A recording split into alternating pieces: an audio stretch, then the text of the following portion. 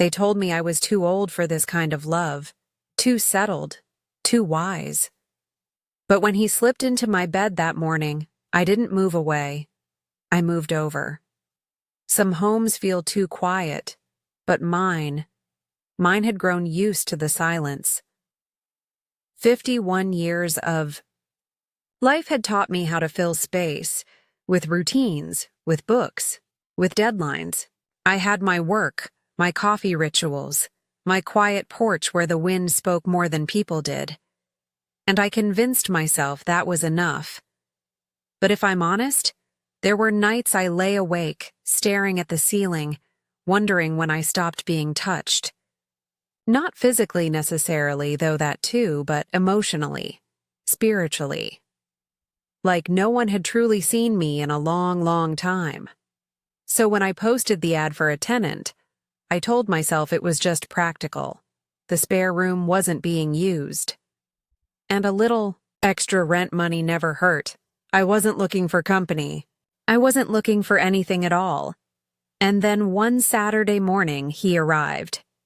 His name was Liam, 24, photography grad student. He had these calm, observant eyes that made you feel like he was already framing the moment in his mind.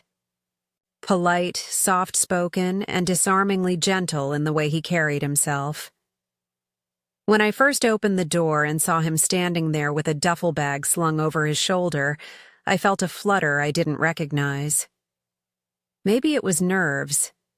Maybe it was the sudden reality of someone stepping into my quiet world. I showed him around the house, the kitchen, the living room, the guest bathroom. He didn't say much, just nodded, smiled, asked if he could help carry anything. He declined. He moved in that day, and just like that. My house felt different, not louder, not chaotic, just warmer. Like someone had opened a window I didn't know was sealed shut. It was little things at first. He always made tea at night, jasmine or mint.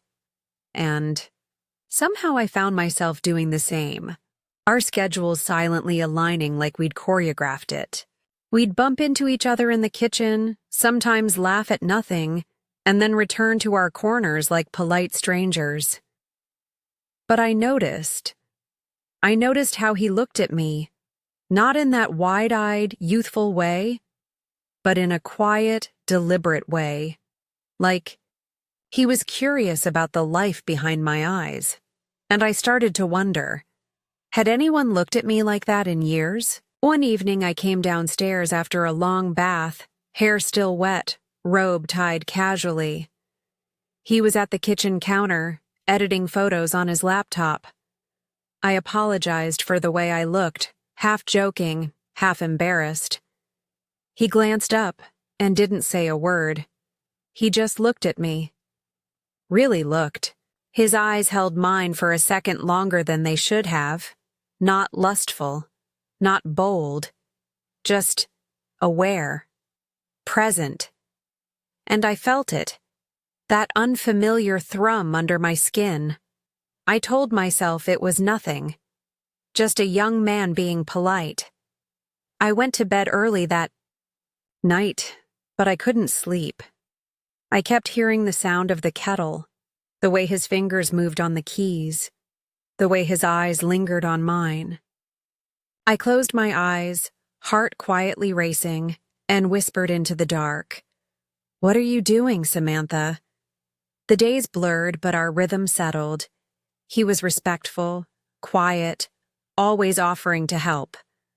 One afternoon, while I was assembling a bookshelf I'd ordered online, he walked in and offered to help. I said I was fine, but he stayed. He knelt beside me, our shoulders brushing.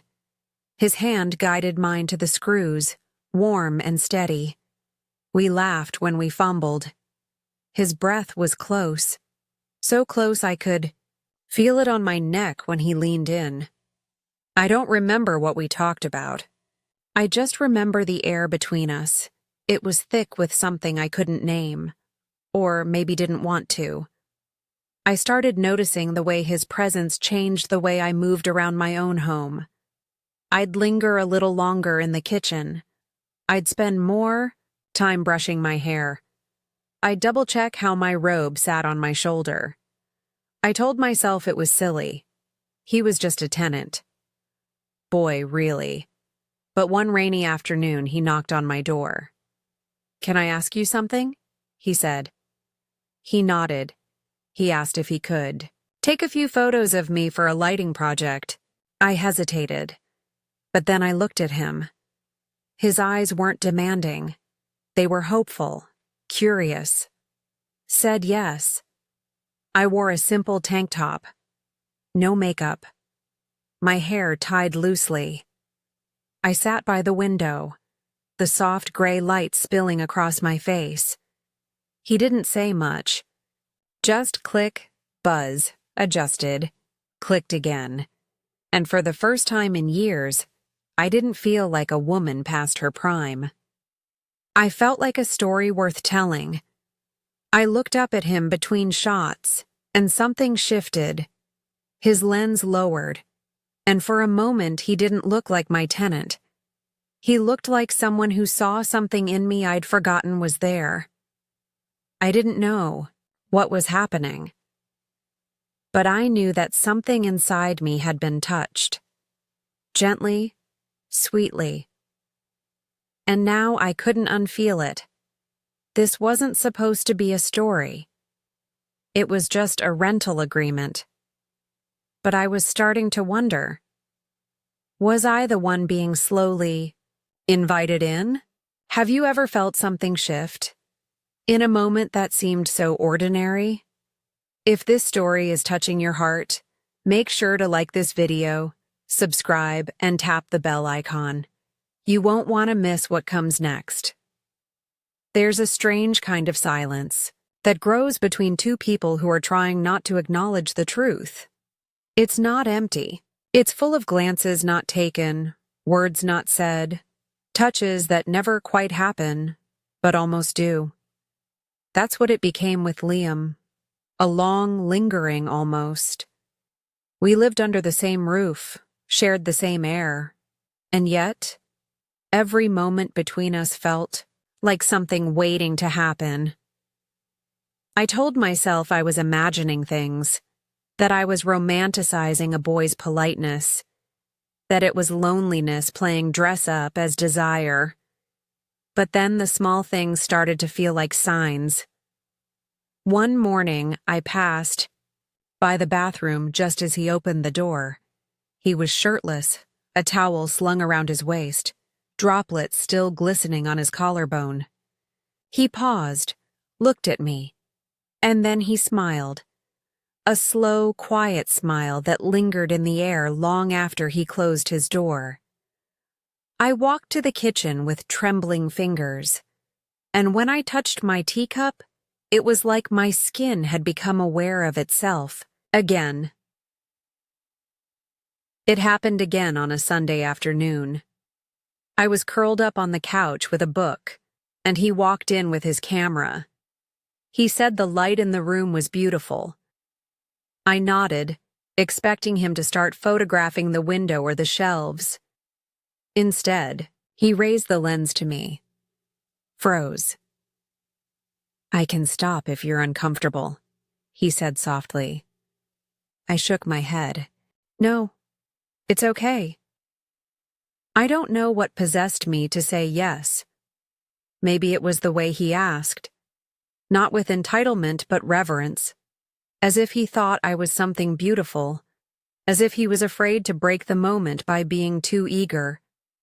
Narration, breathy, slow-paced.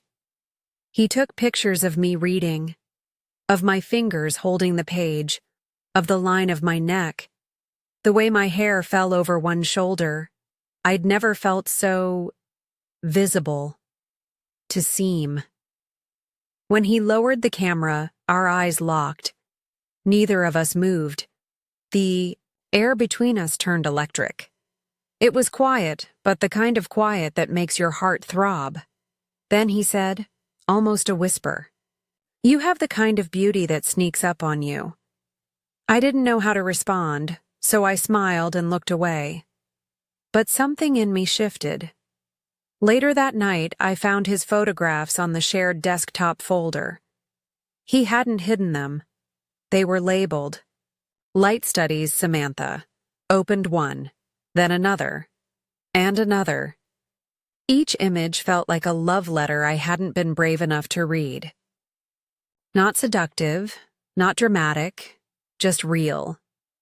The curve of my cheek, the softness in my eyes, the stillness of me. I sat there staring at them, feeling my breath catch in my throat. Because for the first time in years, I didn't look lonely. I looked loved. Even if I wasn't. Even if I was only being captured. And then came that Tuesday morning. I was in the kitchen in my robe again. Barefoot, hair in a bun, the scent of coffee still lingering in the air. He walked in. Buzz. I didn't turn around. But I felt him behind me. Close. So close I could hear the soft inhale of his breath. "Can I help with that?" he asked, his voice low. He wasn't talking about the mug I was holding. I turned to face him slowly. We were inches apart. There was something in his eyes I hadn't seen before.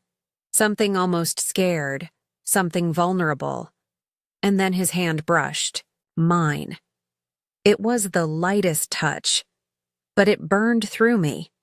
We didn't speak. We just stood there. Two people teetering on the edge of a choice. He didn't push. He didn't pull. He just waited. And I did what I've done so many times in my life. I retreated. I pulled my hand back, mumbled something about laundry, and walked away. But as I folded sheets in the other room, I couldn't stop shaking. Because I knew in my heart. That was the first time someone had asked to touch me. Not with hands, but with presence. From that moment on, the house became something else. Not home, not shelter, but liminal, a space between before and after. We still shared tea, still bumped into each other, still pretended nothing had changed. But we both knew it had. And all that remained between us now was waiting. When the silence between two people begins to speak louder than words. What do you do? If this story is drawing you in, don't forget to like this video, subscribe to this channel, and turn on notifications. The moment you're waiting for is still to come. I didn't sleep that night. I stared at the ceiling, counting the spaces between the rain tapping on the windows, every time the old pipes creaked or a floorboard shifted. I imagined it was him, that his feet were crossing the hallway, that he was standing outside my door again, but he didn't come, and I hated how much that disappointed me. In the days that followed, we danced around each other like shadows. Our words were brief, our glances longer. I started noticing his absences more than his presence. I missed the way he lingered in the kitchen, the low hum of his music from the guest room, even the trail of his cologne after he passed by. It was like he had drawn back, afraid of crossing a line I hadn't drawn, but hadn't erased either. I told myself this was good, that the space was necessary. But I lied to myself. Because every time I heard the faint click of his bedroom door at night, my own fingers curled tighter in my sheets. Then came the morning that rewrote everything. I'd fallen asleep in one of his t-shirts. It had ended up in my laundry, and I'd kept it. Told myself it was just soft and familiar. I woke to the sound of the hallway floor creaking. Half asleep, I rolled over. And there he was, standing in my doorway, wearing nothing but drawstring pants, hair tousled, sleep still in his eyes. We stared at each other for a long time. He didn't speak, didn't move, and neither did I. Because something about the morning light made the moment feel weightless, like time had loosened its grip. Then he stepped forward, one slow, careful foot at a time, like he was approaching something sacred. He sat on the edge of my bed, didn't touch me, didn't ask. He just looked at me. "Are you afraid?" he asked.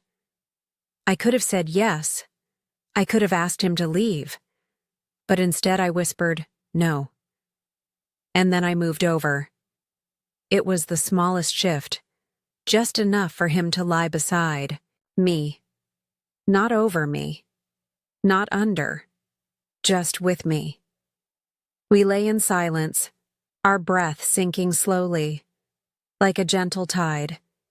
My back to his chest, his hand, eventually, resting lightly on my waist.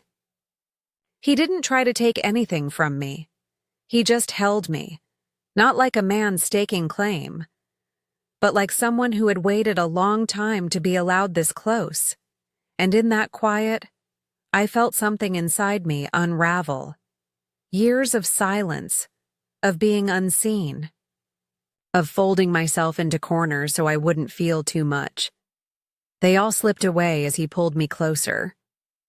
No words, no explanations, just his breath against the back of my neck, his fingers curling into mine. I thought love had to be loud, that it had to break things, that it came dressed in drama and declarations. But this was soft and steady and true. He pressed a kiss behind my ear, barely there, like a secret. And for the first time in a very, very long while, I felt safe in someone's arms.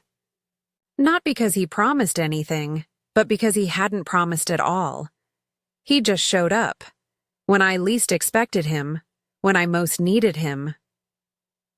We stayed like that until the sun had fully risen. No alarms, no phones, just breath and warmth and a kind of quiet I never wanted to leave. And in that moment, I knew something had shifted forever. He was no longer just my tenant. He was the first man in years to see me, and the first I had let stay. Have you ever let someone in not with a kiss, but with silence? If this part of the story touched something in you, like share and subscribe. The next part is where everything beautiful begins to feel dangerous. When I woke again, he was gone. His side of the bed was still warm, the sheets dented where his body had been, and for a moment, I wasn't sure if I dreamed it. But then I saw it. A mug on my nightstand. Mine, but filled with tea. Just the way I like it. He had made it before slipping out, without a word, no note, no knock, just silence and memory. I sat up, the air around me suddenly feeling heavier. What had I done? It wasn't regret, not really. But it was something close, something tighter in my chest, something that whispered, "This changes everything." Because it had. Because now every corner of this house felt different. The hallway, the kitchen, the way I pulled my robe tighter when I passed his door. Even the way I moved felt different. Like I was trying not to disturb something sacred.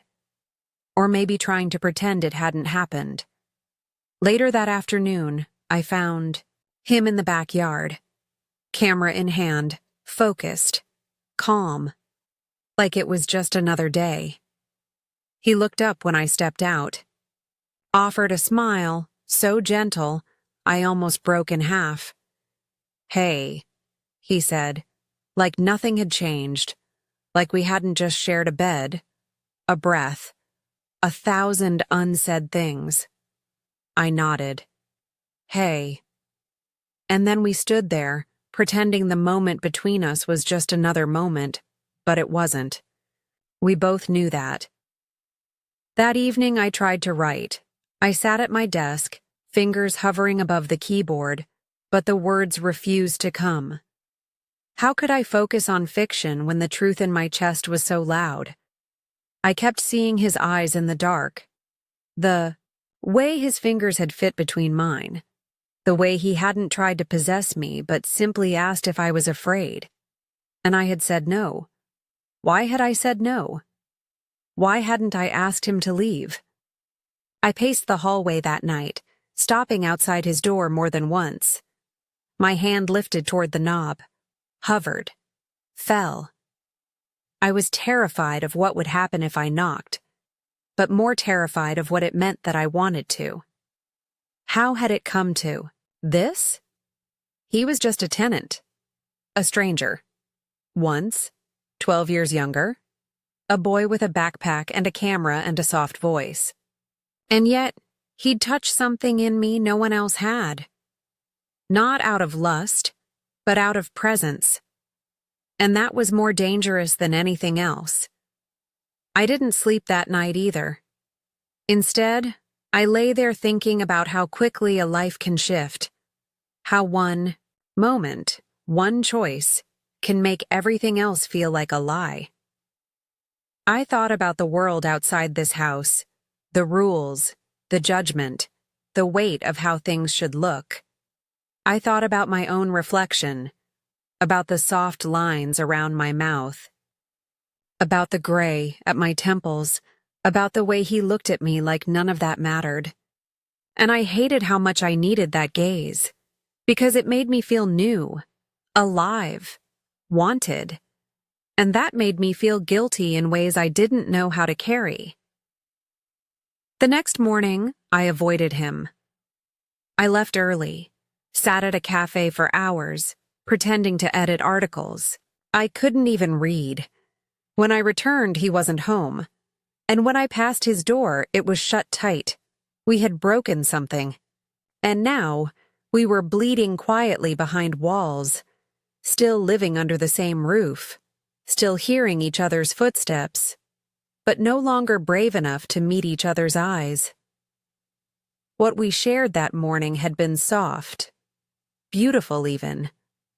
But now, in its silence, it echoed louder than any fight, more painful than any goodbye, because it wasn't over. It had just begun. And I was terrified of what might come next. Terrified that he might never come back to my bed. But even more terrified that he might.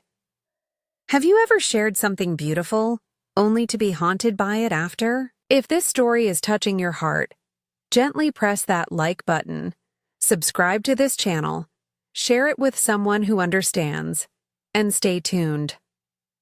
The final act is where healing begins, or hearts break. 3 days passed. 3 long, echoing days. He stayed out more, came home late, didn't linger in the kitchen, didn't ask about my day, didn't knock on my door, and I didn't knock on his. Not because I didn't want to, but because I didn't know what I'd say. I didn't have the words for what we were now, for what that morning meant, or what it broke, or what it opened. Narration, emotional unraveling, poetic tone. The house was colder again. Not in temperature, but in spirit. The quiet wasn't gentle anymore. It was sharp, like walking barefoot across splinters. I missed his voice in the hallway. I missed hearing him laugh at something on his phone. I missed that tiny mug he always left on the edge of the sink, always just barely rinsed. I missed his presence, his energy, his nearness. And I hated myself for needing it. Because I had promised myself, after my last heartbreak, that I would never let anyone change the rhythm of my life again. But Liam had. Without trying, without asking.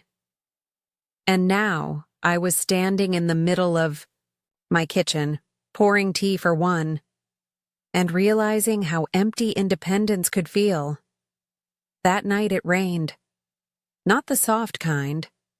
The kind that sounds like 1,000 tiny hands tapping the windows, reminding you that the world outside is still alive, even if you've gone quiet inside. I sat by the window, wrapped in a blanket, staring out at the blurred world. Then I heard latch and the front door creaked, keys drop, and footsteps. His footsteps, slowed just outside the living room. I didn't turn. I just whispered, "Liam." He stood behind me for a moment before I felt him move closer. "I didn't mean to hurt you," he said, and it cracked something wide open in my chest. Turned then, met his eyes. "I don't know what to do with this," I whispered, and he nodded, stepping closer. "You don't have to know. You just have to want it." I looked at him. This young man with eyes too knowing for his age. This boy who had slipped into my life. And somehow found a room inside my heart I didn't know existed. "I'm afraid," I said, my voice trembling, "of what people will think. Of losing what we had, of wanting something I shouldn't." He knelt in front of me, gently, deliberately. "Then let me carry the fear with you," he said. "Not for you. With you." I didn't kiss him that night. Instead, I held his hand, pressed it to my chest, let him feel how fast my heart was racing. Not from lust, not from shame, but from relief. Because for the first time in years, I wasn't carrying my loneliness alone. And he, this quiet, soulful tenant, wasn't a mistake. He was a mirror, one that didn't judge the lines on my face, or the years I'd survived, or the cracks I still hadn't filled. He just saw me, as I was, and stayed. Weeks passed, and slowly we began again. Soft mornings where we sat on the porch drinking tea. Quiet nights where our bodies found each other.